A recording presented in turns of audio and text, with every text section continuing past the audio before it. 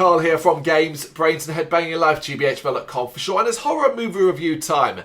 It's about, I'm afraid, a dull and stupid slasher film, in fact, that desperately wants to be a giallo. Behave comes from director Francesco Gabriele and writers Dan Sprossen and Giorgia Vero.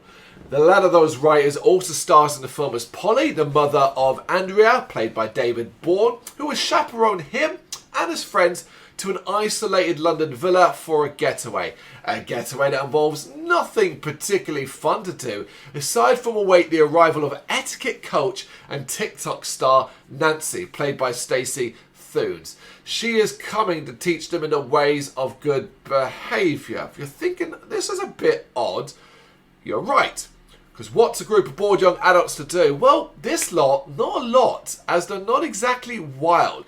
The most mischief they get up to is telling a ghost story about the villa they're staying in and helping themselves to a bottle of gardener/handyman Charles's wine, played by Christian Witt. Of course, this being a slasher, they're not alone, and an unknown masked person is stalking around. Not exactly doing anything, mind you, unless you count the seemingly completely unrelated intro where they may or may not, because there's a cut, have killed a young woman in college. I think they probably did, but there's a hard cut so you never actually see it. And that's why you never leave the group on your own.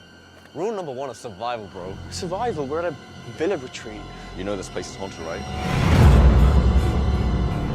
That's the biggest load of shit I've ever heard. There's an 11% chance that spirits and ghosts are real.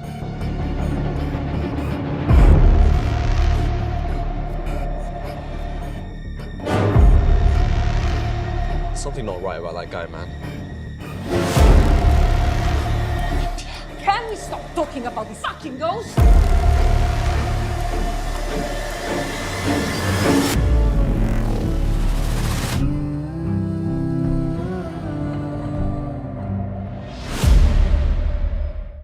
Whereas, with most slashers, you get tension build up as secondary characters are killed off, Behave decides that it's far more interesting to just watch the masked person watching the young adults.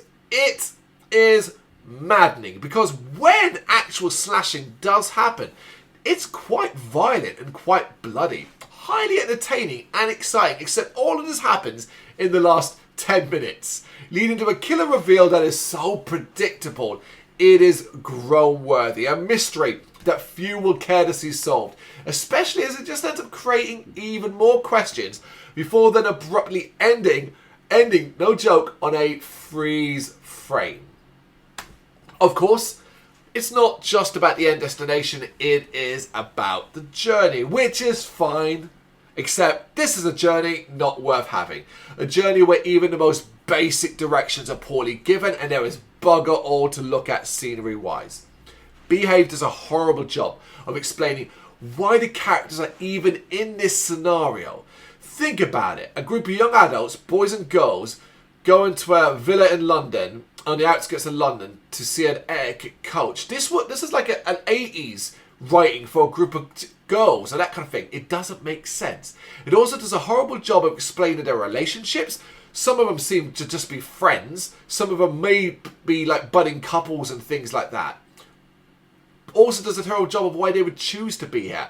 And it does a horrible job of making them appear like real people. All of this is terribly, terribly done. And they're a solid group of actors. But no one can make this dialogue work or handle the amount of accidental cringe-inducing scenes that exist. Yes, accidental.